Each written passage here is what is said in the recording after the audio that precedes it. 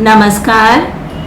आज हम साहित्य क्या है, साहित्य क्यों लिखा जाता है, साहित्य क्यों पढ़ा जाता है, साहित्य की मानव जीवन में क्या अनिवार्यता है, इस विषय पर विचार मंथन करेंगे। साहित्य का स्वरूप। जब शब्द और अर्थ के बीच में सुंदरता के लिए होड़ लगी हो, शब्द कहता है मैं सुंदर हूँ, अर्थ कहता है मैं सुंदर हूँ, दोनों एक दूसरे के साथ स्पर्धा करते हैं, दोनों एक दूसरे से आगे निकलने की होड़ में लगे हुए हैं। वास्तव में वहीं पर साहित्य की रचना होती है, साहित्य की सृष्टि होती है। भाव किसी सृजन को गहराई प्रदान करते हैं, तब रचना साहित्य की परिधि में शामिल हो जाती है। कितनी सादगी के साथ निदा फाजली कह उठते हैं, मैं रोया परदेस में, मैं रोया परदेस में भीगा माँ का प्यार, दुख ने दुख से बात की बिन चिट्ठी बिन तार। शब्द और अर्थ के बीच में कितनी सादगी है, सादगी में कितनी स्पर्धा है, किंतु भाव इतने गहरे हैं कि रोम रोम से निदा फाजली के सृजन को अनुभव किया जा सकता है। वास्तव में यही साहित्य है। गम लेके कहीं और ना जाया जाए, अपना गम लेके कहीं और ना जाया जाए, घर में बिखरी हुई चीजों को सजाया जाए। आज की दौड़ती भागती जिंदगी में इंसान साहित्य से दूर हो रहा है। साहित्य से दूर भागने के दुष्परिणाम हमें समाज में दिखाई पड़ रहे हैं। अंधकार है वह जहां आदित्य नहीं है, साहित्य मुर्दा है वह देश जहां साहित्य नहीं है। देवी प्रसाद पूर्ण जी ने इन शब्दों के माध्यम से साहित्य की महत्ता को दर्शाना चाहा है। साहित्य जीवन की नींव है, साहित्य जीवन और समाज का प्रतिबिंब है। साहित्य का आधार हमें जीवन के अंतर्गत खोजना चाहिए। साहित्य सर्वजन हिताय सर्वजन सुखाय के लिए लिखा जाता है। साहित्य मानव जीवन के उत्थान में सहायक है। साहित्य मानव के चारित्रिक विकास में महत्वपूर्ण भूमिका निभाता है। साहित्य संगीत और कला के बिना मानव बिना पूंछ और बिना सींग के जैसे शेर जैसा होता है। वास्तव में साहित्य संस्कृति और विश्वास को फैलाता है। साहित्य की भाषा समाज में जीने की संस्कृति की व्याख्या करने में मदद करती है। साहित्य का लक्ष्य जीवन की समस्याओं पर विचार करना है। साहित्य हमें जीवन की समस्याओं के हल सुझाता है। साहित्य मनुष्य में गति, शक्ति, संकल्प, दृढ़ता, सौंदर्य और प्रेम पैदा करता है। साहित्य का विषय आनंद से जुड़ा हुआ है और सत्य आनंद का स्रोत बन जाता है, और तभी वहां पर साहित्य की सृष्टि होती है। साहित्य के 4 तत्वों के बारे में आज हम विचार मंथन करेंगे। साहित्य का जो पहला तत्व है वो भाव तत्व माना जाता है। भाव, बुद्धि, कल्पना और शैली। साहित्य का सर्व प्रमुख तत्व भाव है। किसी वस्तु, घटना या व्यक्ति के प्रति जब मनुष्य कुछ महसूस करने लगता है, मनुष्य के मन में अनुभूतियां पैदा होती हैं, तब वास्तव में भाव का जन्म होता है। साहित्य का सर्व प्रमुख तत्व भाव माना गया है।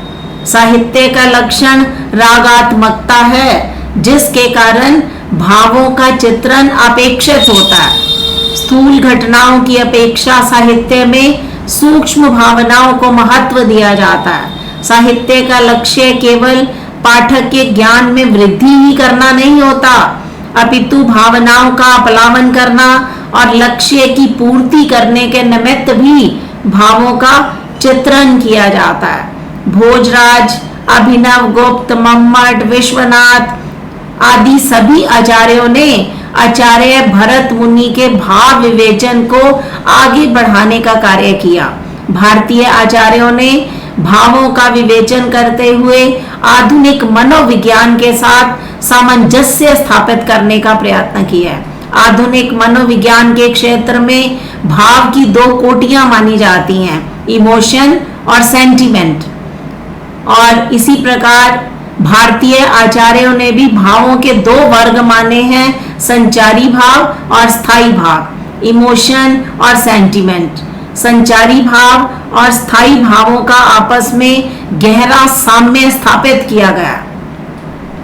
भाव जब किसी अर्थ की प्रतीति कराते हैं, जब भाव किसी कविता का विषय बन जाते हैं, जब भाव शारीरिक क्रिया करने लगते हैं, जब मानसिक भावनाओं का प्रत्यक्षीकरण करने लगते हैं, तब पाठक और दर्शक के मन में भाव समझने की, भावों को अपने हृदय में अनुभूत करने की भावना का जन्म होता है। भाव शब्द भविता, वसिता, प्रकृता आदि शब्दों से विनिर्मित हुआ है। भज मन चरण कमल अविनाशी, जेताई दीसे धरण गगन बेच, तेताई सब उठ जासी। इस भाव का अर्थ भी यही होता है, होना। जब मन में भाव जागृत होने लगे, जब इस पद को सुनने के बाद हमारे मन में जो भाव जागृत होते हैं, उन भावों के जागरण के बाद हमें भक्ति की अनुभूति होती है। वास्तव में साहित्य में दो प्रकार के भाव माने जाते हैं, एक है स्थायी भाव और दूसरा संचारी भाव। स्थायी भाव से ही रस की सृष्टि होती है, भावना को स्थिरता मिलती है, और यही भावना सार्वभौमिक बन जाती है तो स्थायी भाव कहलाती है। विभाव, अनुभाव, संचारी भाव ये सभी स्थायी भावों के अधीन कार्य करते हैं। स्थायी भावों से भावनाएं बनती हैं। रस का उत्पादन भाव के बिना कभी भी नहीं हो सकता। भाव का संबंध भारतीय आचार्यों ने 3 अंगों में समावेशित किया है, उसका विवेचन भी किया है। अलंबन, उद्दीपन, अनुभाव ये सभी मनोवैज्ञानिकों ने स्वीकार किए हैं। सहृदय के हृदय में जब भाव स्थायित्व ग्रहण करते हैं तो वो स्थायी भाव कहलाते हैं। स्थायी भाव का स्थापन होने के बाद 9 रसों की सृजना होती है। प्रत्येक रस का स्थायी भाव होता है। जैसे श्रृंगार का स्थायी भाव रति माना गया है, हास्य का हास, करुण का शोक, रौद्र का क्रोध, वीर का उत्साह, भयानक का भय, अद्भुत का आश्चर्य, गलानी का जुगुप्सा, शांत का निर्वेद, वात्सल्य का वत्सलता।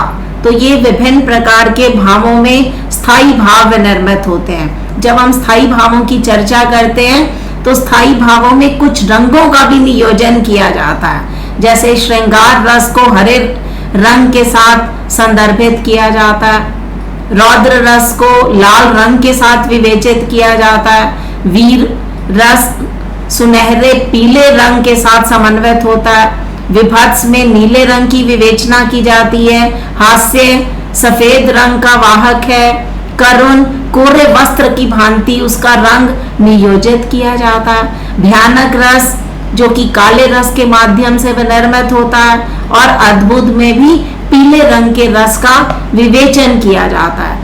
और स्थायी भावों को जागृत करने वाले जो कारक हैं वो वास्तव में विभाव कहलाते हैं। विभाव 2 प्रकार का माना जाता है, अलंबन और उद्दीपन। अलंबन जिसके प्रति स्थायी भाव पैदा होते हैं उन्हें अलंबन कहते हैं, और जो स्थायी भावों को बढ़ाने में, उद्दीप्त करने में सहायक होते हैं उन्हें उद्दीपन विभाव कहा जाता है। अलंबन विभाव आगे आश्रय और विषय के साथ विनिर्मित होता है। आश्रय कौन है? जिस व्यक्ति के मन में भाव जागृत होते हैं उसे हम आश्रय कहते हैं, और जिस वस्तु और व्यक्ति के प्रति भाव जागृत होते हैं उसे हम विषय कहते हैं। इसी प्रकार आश्रय के हृदय में जो चेष्टाएं होती हैं शारीरिक और मानसिक, उसे अनुभाव कहा जाता है। तो इस तरह से स्थायी भाव विभाव, अनुभव इत्यादि के माध्यम से अपना स्थान ग्रहण करते हैं, अपना स्थायित्व प्राप्त करते हैं। और दूसरा जो भाव का मुख्य अंग है वो संचारी भाव माना जाता है। रस की वस्तु या विचार का नेतृत्व करने वाले भाव को संचारी भाव कहा जाता है। स्थायी भाव को पुष्ट करने वाले भाव को भी हम संचारी भाव कहते हैं। जब भाव उत्पन्न होते हैं, पुनः लुप्त हो जाते हैं, तो उन्हें हम संचारी भाव कहते हैं। ये हमारे हृदय में संचरण करते रहते हैं। 33 प्रकार के संचारी भाव माने जाते हैं, जिनमें शंका, ग्लानि, हर्ष, वितर्का, आलस्य, दैन्य इत्यादि प्रमुख हैं। इस तरह से 33 प्रकार के संचारी भावों की विवेचना रस सिद्धांत के अंतर्गत की गई है, जिनमें निर्वेद, आवेग, दैन्य, श्रम, स्वप्न, स्मृति, संत्रास, व्याधि, शंका, लज्जा, चपलता और वितर्क आदि का महत्वपूर्ण स्थान माना जाता है। तो भाव के बाद साहित्य का महत्वपूर्ण तत्व है विचार। साहित्य के विचार तत्व में बुद्धि का महत्वपूर्ण योगदान होता है और बुद्धि का संबंध तथ्यों, विचारों और सिद्धांतों के साथ अधिग्रहित किया जाता है। और जबकि साहित्य में भी तथ्यों, विचारों और सिद्धांतों का समावेश होता है, इनके बिना कोरी कल्पनाओं, कोरी भावनाओं का स्पंदन रह जाता है। बुद्धि शून्य कोरी कल्पना एक पागल की भांति प्रलाप करते हुए व्यक्ति की तरह दृष्टिगत होती है। कहते हैं कि इसमें किसी प्रकार का कोई अंतर नहीं रह जाता। कोरी भावनाओं का स्पंदन दुखी का चित्कार बन जाएगी। बुद्धि शून्य कोरी कल्पना एक पागल के प्रलाप में परिणत हो जाएगी। तो इस प्रकार इन दोनों में किसी प्रकार का अंतर शेष नहीं रह जाता। साहित्य में वस्तुओं, घटनाओं का चित्रण उचित रूप में किया जाता है, औचित्यमयी ढंग से किया जाता है। कथा वस्तु की सूक्ष्म रेखाओं का निर्माण करने के लिए, घटनाओं की श्रृंखला को मिलाने के लिए, उनके अनुरूप फल की प्राप्ति करने के लिए कहानीकार, उपन्यासकार, नाटककार, प्रबंधकार अपनी बुद्धि का प्रयोग करते हैं। जिज्ञासा का संबंध विचार से है, विचार का संबंध प्रयोजन से है, प्रयोजन का संबंध बुद्धि से है और आनंद का संबंध मानसिक भावनाओं से माना जाता है। उदाहरण के तौर पर हम इस विचार तत्व को समझ सकते हैं।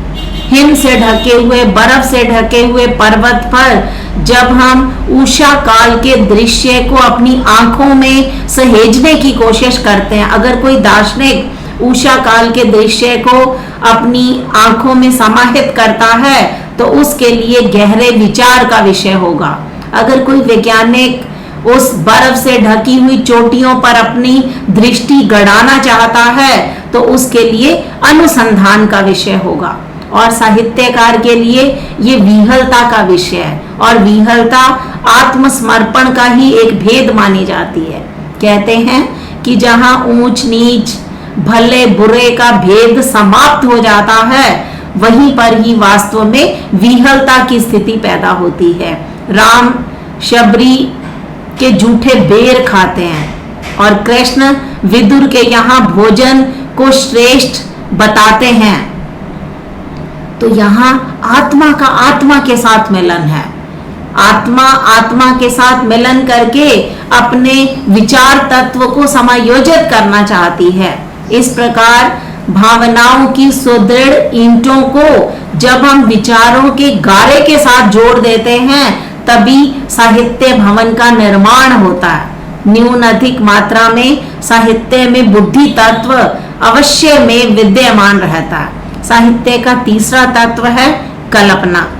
साहित्य में भावनाओं का चित्रण कल्पना शक्ति के प्रयोग के द्वारा संपन्न किया जाता है। एक साधारण से साधारण घटना को कवि कल्पना के रंग में अनुरंजित कर देता है। एक ऐसा भव्य रूप प्रदान कर देता है कि उसके आकर्षण के जाल में सभी फंसते चले जाते हैं। उदाहरण के तौर पर समाचार पत्र जब हम पढ़ते हैं तो समाचार पत्र में एक घटना का विस्तारण किया गया है कि जर्मनी में एक जहाज डूब गया है और उस जहाज में 400 के करीब व्यक्ति सवार थे और उस समाचार को पढ़ने के बाद हमारे मस्तिष्क में थोड़ी हलचल तो होती है, लेकिन उसका गहरा प्रभाव नहीं पड़ता।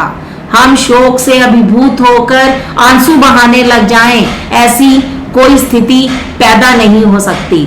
लेकिन जब कवि इसी घटना को अपने कल्पना के द्वारा चित्रित करके हमारे सामने प्रस्तुत करता है तो हमारे रोंगटे खड़े हो जाते हैं, हमारी आंखों से अश्रु प्रवाहित हो जाते हैं।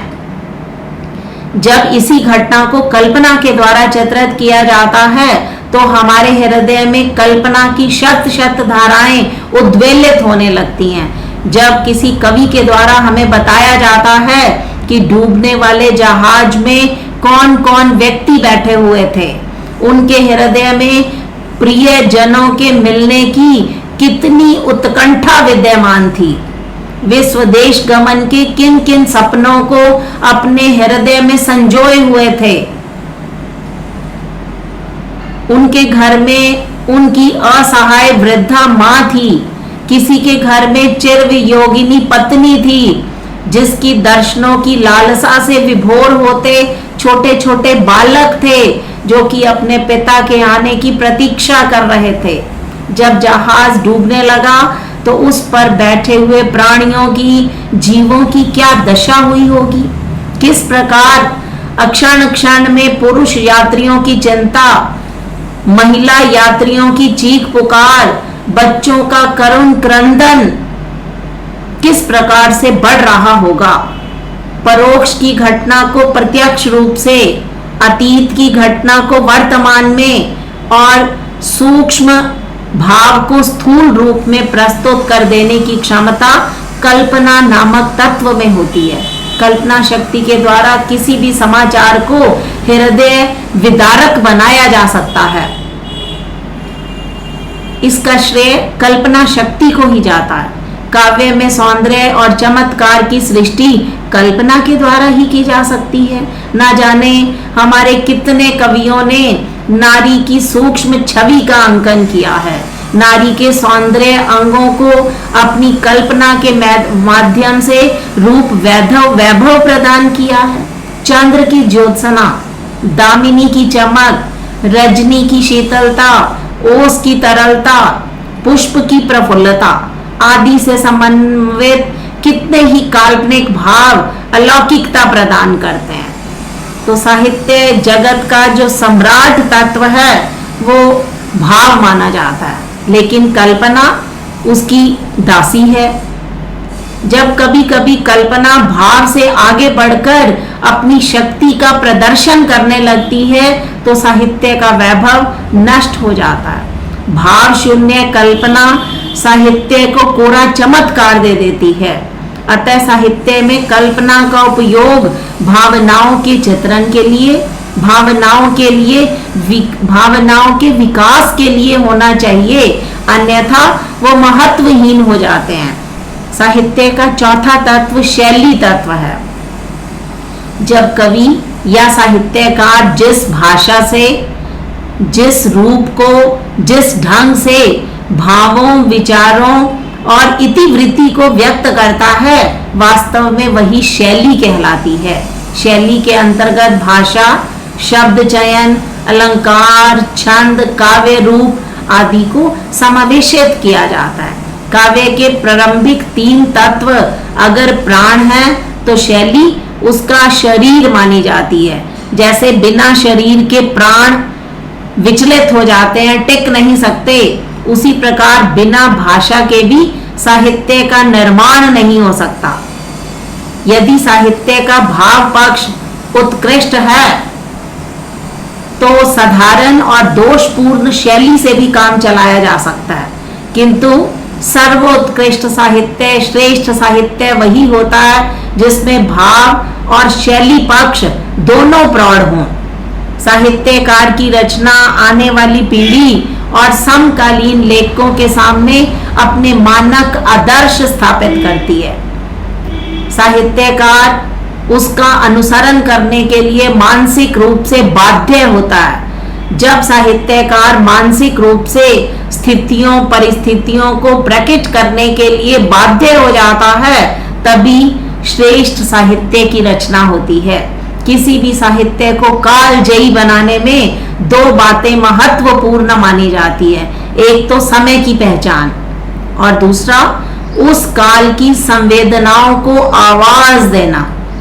समकालीन विश्व साहित्य से परिचय प्राप्त करना और विश्व साहित्य के समकक्ष रहकर साहित्य की रचना करना, यही वास्तव में कालजयी साहित्य, शाश्वत साहित्य और सनातन साहित्य के लक्षण माने जाते हैं। तो साहित्य के चार तत्व, भाव, विचार, कल्पना और शैली इत्यादि पर आज हमने विचार मंथन किया।